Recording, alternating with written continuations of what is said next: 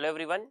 So welcome to this post-exam recall question series, and the first of its we will be starting with the radiology, and as a part of DBMCI we will be bringing all the subjects for you in as the time will come. So this video is about radiology related questions that were asked in the INI CT November 2020. Now, before I talk about the paper about the radiology questions, like let me just give you a brief assessment about the paper that I had seen and I had got from the students.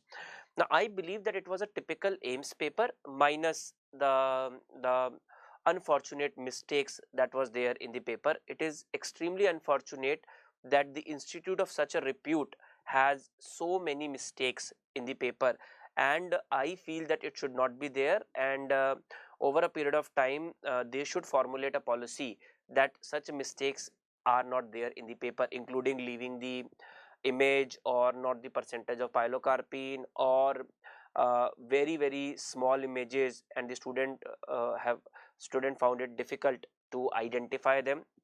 I feel that all this Reiki should have been done, and another point is that a proper pattern should have been informed to the student, or otherwise it should have been communicated to the student that it will be there or it will not be there, or they are not disclosing it. I mean, the paper in one line, the paper should have been much more organized.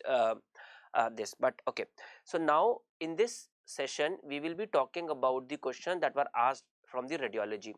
Now, when I asked students that share the radiology related questions, the first answer that I got is, sir, there was not too much radiology in the paper. But please remember, now when we talk about radiology, now what we say in our classes also, that radiology is not an isolated subject. Radiology is a part of clinical specialties. Now, every patient, every branch is dependent on radiology for patient's management. So, majority of the questions, specifically the clinical questions that you get in the paper, have radiology as a part of the question. Okay, and there were lot of questions of the radiology. So in this video I have identified some of the questions where radiology played an important role. Now, please, there is a disclaimer before I tell you about the questions, and that is, the question that I am going to show you are on the basis of the choices and the description that I got from the students. Though I shared it on my Telegram group, I shared it on DBMCA Telegram group, I shared it on the Facebook groups also, and even after that there were some controversies, and that is why I am recording this particular video to give you my viewpoint on that particular part, that why I have chosen that particular answer, and if there is a change in the language of the question, what would be the answer. Okay, so because the whole idea of this recall question is not to know the answer of that particular question, rather is to make you aware about the different patterns what are being asked in the exam, so that you can prepare for the future exam. Okay, all right, so now let us start with some of the questions that I would like to share with all of you over here. Start with this question. The question was something like this, that there was a patient who has been operated for a cholecystectomy in the past, and on the 5th post-operative day she presented with some pain. An ultrasound was done and there was some collection noted in the Morrison's pouch or in the region of GB fossa, and a suspected biliary leak is there. Now what should be done? Now when you look at the question, there is a doubt about what was the exact question that was asked, but the whole idea was that they are suspecting a biliary leak. Okay, now if the question says most sensitive investigation to detect biliary leak, the answer should be HIDA scan. The most sensitive test to detect biliary leak, it should be HIDA scan, because now what happens is that whenever there is a leak, now this the radionuclide compound is going to leak from that particular area, and wherever there is a collection, it will be pooling up and the gamma rays can be picked up from that particular part. So that is supposed to be the most sensitive, but the point to be noted is the specificity of this is not very great. The second is, because it is not an anatomical image, you will not be able to pinpoint the exact anatomical site. Now if you ask me the best way to identify the site of the leak, then it will be ERCP, because in ERCP, from the distal part of the CBT, you are injecting the dye and you are not just seeing the leak, you are also able to identify the exact site of the leak in that particular case. So again, all goes with the language. Okay, now if you ask me what is the most appropriate initial investigation in that particular case, I would say that ERCP is the best, but because it is invasive, I would like to go with a non-invasive investigation like an MRCP, which can also identify the potential leak. So now if I tell you the protocol, the standard protocol in the post-op patient, that what we do is we do an ultrasound to look for a collection. Now if the collection is there, now it could be a post-operative collection or it could be a biliary leak. Okay, and in these cases we prefer to perform an MRCP to identify the potential site of the leak. If the MRCP can identify the potential site of the leak, we go for a treatment. Now an ERCP guided stenting can also be done, or an exploration can be done. Now in some cases where the facility of the nuclear scan is available, you go with the HIDA scan to identify whether this is a post-operative collection. Now because if it's a post-operative collection, you will not see any pooling of gamma rays in that particular area. If it's a leak, you will see the pooling of gamma rays in that particular area. So lot of controversy on that particular part, but yes, if the most sensitive investigation is being asked, I agree that it should be HIDA scan. Now in our surgery class, Dr. Jay has very categorically written it that the most sensitive test to identify the leak should be the HIDA scan. But please remember, if they ask you the best test to identify the site of the leak, okay, then probably it would have been ERCP. If you are suspecting a leak, what is the initial investigation that should be done? Then I will say it should be MRCP. So that is the biggest challenge that happens in a clinical question, that everything is dependent on the exact language of the question. Now in your NEET exam, if you get a question, please see the exact language and on the basis of that try to pick up the correct answer. Okay. Question number 2, again there is a lot of controversy on this. So again I'll just try to tell you that what is done in practically and according to the language how the answer will change. So it was something like a young patient with intermittent pain in the calf is presented to the surgery OPD. On examination, a painful ulcer is seen at the tip of great toe, surrounded by black colored skin. So basically they are talking about a PVD, peripheral vascular disease. Okay, we have read in our radiology class that for a peripheral vascular disease, the first investigation that should be done is a Doppler, Okay, so you will see the vascularity, you will see the pattern of the flow, and you will be able to identify. Okay, so the Doppler should be the first or the initial investigation that should be done in this particular case. Now if you ask me what is the best investigation, I will say it is digital subtraction angiography. Digital subtraction angiography, where you are directly doing a catheter angiography to see the status of the vessel. If you ask me what is the investigation of choice in these cases, I will say it is CT angiography. So again, everything is dependent on the exact statement, exact language of the question, and according to that will be the answer. Now going by this initial investigation in this case, I will say it should be a duplex scan. Duplex scan should be the initial investigation in this particular case. Okay, third, which of the following investigation can be used in osteoporosis? Now student have told me that this was a multiple completion type of question. So as we said that now rather than giving you the multiple completion type, they have given you the choices, and on the basis of that you have to select the A, B, C, D. So this was a typical AP PG pattern, Andhra Pradesh PG pattern before the development of the NEET exam. So that is how we used to get the question in the AP PG pattern at that point of time. The choices were DEXA, which is dual energy X-ray absorptiometry. We know it's a standard test done for the osteoporosis. Bone scan, we categorically read in our classes that the bone scan has no role in bone mineral density or osteoporosis. It is for osteoblastic activity, and in fact that was the concept that the examiner was asking me in this, and that is definitely not done. Quantitative CT, yes, quantitative CT is also a novel way of identifying the mineral density. We know that the CT is based on the principle of X-ray, and that is done. Chemical analysis, a lot of students have raised doubt on this particular part, whether this choice was what like that. But if this is given, I will say that in an osteoporotic patient, usually we do a chemical analysis. We do over serum calcium, parathyroid hormone, serum phosphate to identify the other causes or an accelerated osteoporosis. So this will be done. So among these, if you ask me, the best answer should have been 1, 3, 4.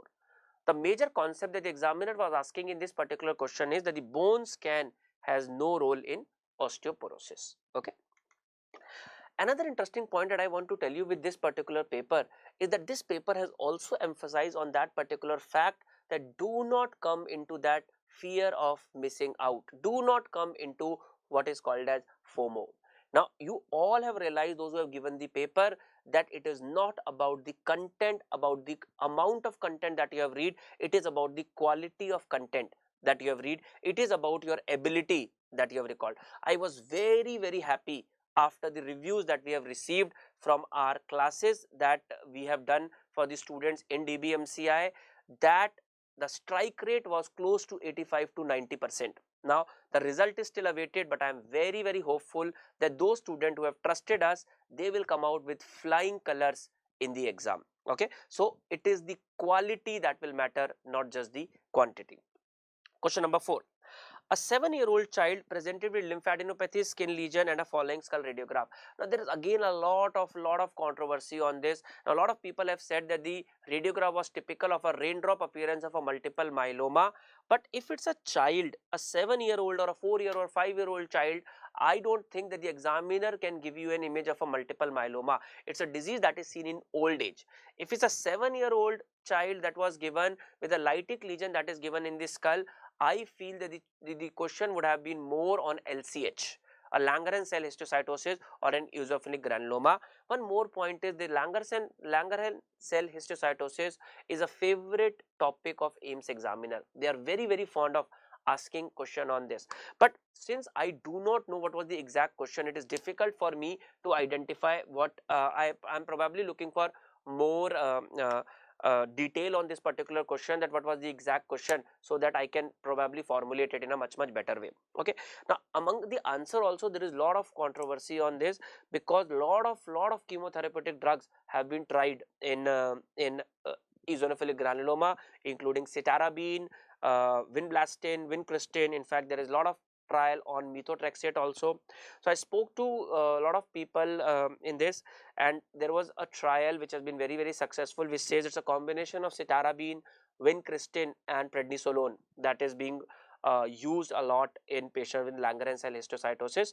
But again, I'm still waiting for a a more better formulated answer and the choices in this particular case. But as of now, if you ask me, probably I'm going to go with a vincristine as the answer. But yes, methotrexate has also been tried a lot in Langerhans cell histiocytosis. Vinblastine has also been tried. Cytarabine, which is not given here, has also been tried. Or probably if this would have been a multiple completion type, then we would be able to formulate it in a much better way. So I'm looking for more updates on this particular question from all of you. Okay. Question number 5. A 40-year-old patient with a history of peptic ulcer disease was having abdominal pain since many days. It gets worse since last 2 hours. A radiograph was performed and shown. So in the question there was no issue. The question was a typical peptic ulcer disease, abdominal pain, and there was air under right dome of diaphragm. Now we know that this is a case of a perforation peritonitis. Now there is a lot of confusion in the choices that are there. Now some people have told me that it was a multiple completion type where the 5 choices were given and it was A plus B, A, B, C, A, B, C, A, B, C, D, E, etc., etc. So if you ask me if it's a perforation peritonitis, so it's become a more of a surgery question. So I'm waiting for Dr. Jay to give his opinion, but he's not well at this point of time, so it'll take a couple of days or 3 to give us much better answers from his understanding. But I feel that an IV fluid should be given to these patients. Now if it's a perforation peritonitis, you should plan an emergency laparotomy. There is always after the laparotomy, if observation is given in one of the choice, you should do an observation. Since it is already confirmed that there is a perforation peritonitis, I don't feel that CT has much role. In fact, ultrasound also does not have much role. So depending on how the question has been framed, if the choices are like this, I will go with this choice. But a lot of students have told me that these two were not there in one choice, it was a multiple completion type. Then one of the choice that they have told me is IV fluid plus emergency laparotomy plus observation, then I will say probably that would have been the best answer. So that's the biggest problem with the recall based question. You really do not know what was the exact question that was there in the paper, and that is why. So but what is the take home message is that you guys have to know that how does a radiograph of a perforation peritonitis look like. You need to know about the signs of the perforation peritonitis on a radiograph, and you need to know the management of perforation peritonitis in detail, so that in your NEET exam, if such question is asked, you are able to do that. That is the whole idea about doing the recall questions. Okay, another lot of controversy, and that is what I have tried to do. I have tried to put up these questions where the students were giving a different answer. Okay, so again people have raised a lot of controversies on this. So first of all, what information that I have gathered from the student is that they have told me there was a 30-year-old patient with progressive difficulty in swallowing for both solid and liquid. Okay, this was given. Now if you ask me, a 30-year-old progressive difficulty for both solid and liquid, now my clinical diagnosis in this case is a motility disorder. That is my clinical diagnosis in this case, without a doubt, that it is a motility disorder. Now if somebody would have said that the dysphagia was initially to solid and then it progressed to liquid, and it's an old age, 50-year, 55-year, then probably my answer would have been a carcinoma esophagus on the basis of clinics. Now a lot of people have said that the BMI was 18.5 that was given in this particular question. Now I agree that a BMI 18.5 is pointing towards emaciation, and that is more going in favor of carcinoma esophagus. But if the examiner wants you to mark the answer as carcinoma esophagus, the age 30-year should not have been given. Dysphagia to both solid and liquid should not have been given. Now coming to the image of achalasia and carcinoma esophagus more or less look similar, and as a radiologist also sometimes it is very difficult for us to identify that, apart from a lot of irregularity that is seen at the distal end in carcinoma esophagus, whereas the narrowing is pretty smooth in case of achalasia cardia. But just on the basis of that, it is very difficult, and that is why we need a confirmation. So if the history and the image was pointing more towards achalasia, the answer should have been upper GI endoscopy and manometry. Okay, if it is going more towards the carcinoma esophagus, then probably I would have gone with an upper GI endoscopy and a CCT.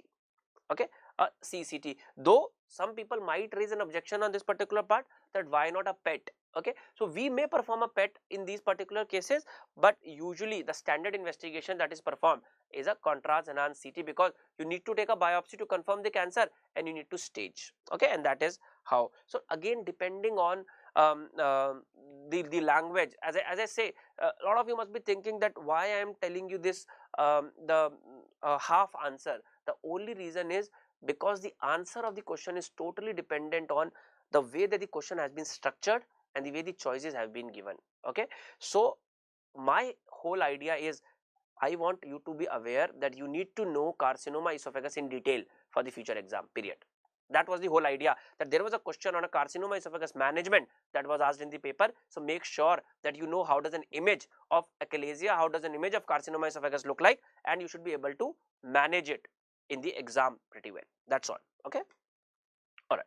Now this is a pretty straightforward question. I don't think there was much difficulty. It was a direct question from the notes. Young male met with a road traffic accident, brought to the casualty with a poor GCS.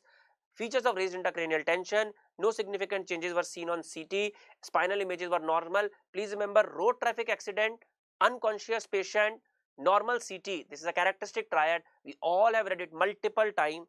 It is diffuse axonal injury, period. Okay, diffuse axonal injury. Alright, another standard question, but lot of controversy in the choice, a direct from the notes. 25-year-old patient came to emergency after road traffic accident. He was able to speak but not in sentences. On auscultation, hyper resonant note is seen on the right side. Chest X-ray was given below. Now what do you see in a chest X-ray? A typical tension pneumothorax. You are seeing typical tension pneumothorax. We have read it in classes, I think 100 times, that your paper is incomplete without a question on a pneumothorax. So if it's an image based paper, you will be having an image of a pneumothorax. Now in terms of choices, there is lot of controversy on the choice. So if the choice says put a large bore needle in the fifth intercostal space and then ICD, probably I will say that is the best answer. But a lot of students have said that this was not in the choice. If the choice was put a needle in the large bore needle in the second intercostal space and then ICD in the fifth intercostal space, I disagree with that, and then probably I will go with option B. But if C is given in the choice, and that says that first do a needle thoracotomy or a large bore needle of 14 to 16 gauge in the fifth intercostal space, followed by an ICD in, and that probably would have been the best answer in this particular scenario. Okay. Again, this was a straightforward question. We all know a typical bamboo spine was given. There is a fusion of the oncovertebral joint. There is a calcification along the anterior spinal ligament, increasing difficulty in bending forward A lot of people have said that this was a CT of a cervical spine. Some people have said this is a CT of a lumbar spine. Does not matter. The answer will remain ankylosing spondylitis. Now, people have asked me a query why it is not fluorosis. So, there are some dictums. If the examiner wants to do the answer as fluorosis, they will give you interosseous membrane ossification. That's standard. Okay. So, if the interosseous membrane ossification is given, then think of fluorosis. If this image is given, then think of ankylosing spondylitis. Though there are a lot of overlap, but there are few dictums that are being followed in the images, at least in the exam. So, you have to know about those dictums. Okay. 10.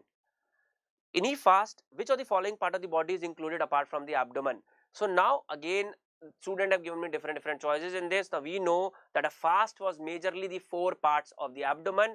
Extended fast is when the abdomen along with thorax is also included. So irrespective of the other choices, if thoracic cavity was given in the choice, that should have been the answer, period. I don't think it needs further discussion. Okay. Again, a direct straightforward question. A 40-year-old male patient with mucopurulent cough underwent a CT examination. A typical image, I think you have seen it, those who have attended our classes, multiplied this particular image, a classical image of a bronchiectasis. Now again, a student has asked me this query, why this is not a cystic fibrosis. Cystic fibrosis also has bronchiectasis, but please remember, the bronchiectasis of cystic fibrosis is characteristically central bronchiectasis, which is a bilateral central perihilar bronchiectasis that is gonna see in a cystic fibrosis. And moreover, if you look at the history, it is going towards a typical bronchiectasis. So this is a bronchiectasis. I don't think that this needs further discussion.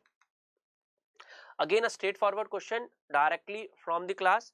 A radiograph shown below is done for the better assessment of the frontal sinus. We have read it n number of time that if you want to see maxillary sinuses, the most useful view is a Waters view, which is done like this. If you are taking the view like this, the maxillary sinuses are overlapped by the petrous apex, and the frontal sinuses are best seen in this particular view, which is called as Cadwell's view.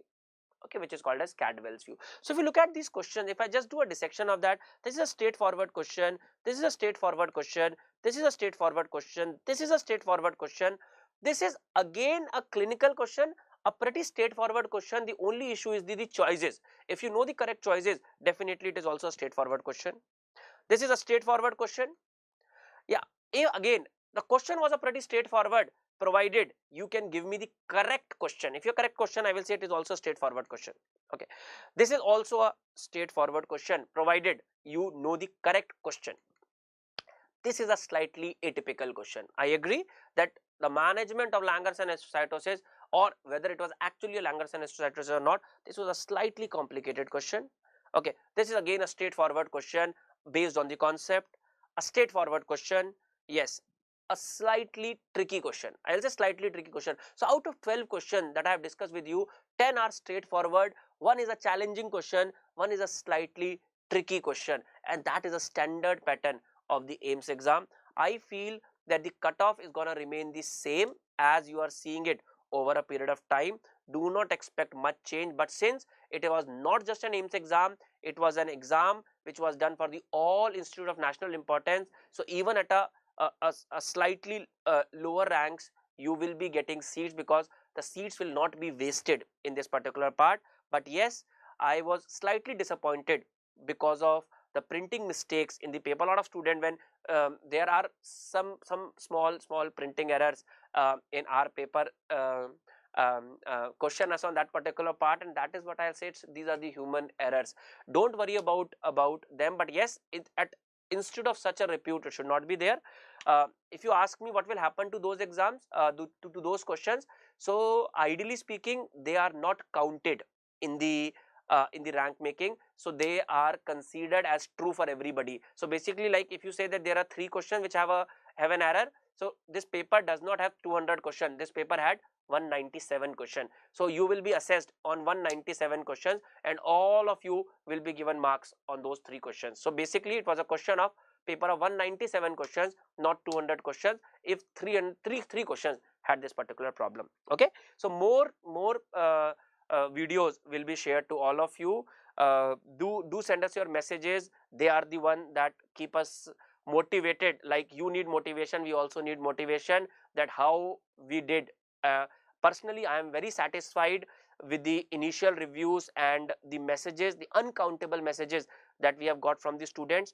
In the eGurukul 2.0, we are coming with a lot more interesting facts with them, and I am sure that those who have been associated with DBMCI or with eGurukul were absolutely satisfied, and your satisfaction level will go much ahead in the time to come. Okay, take care and all the best for the result.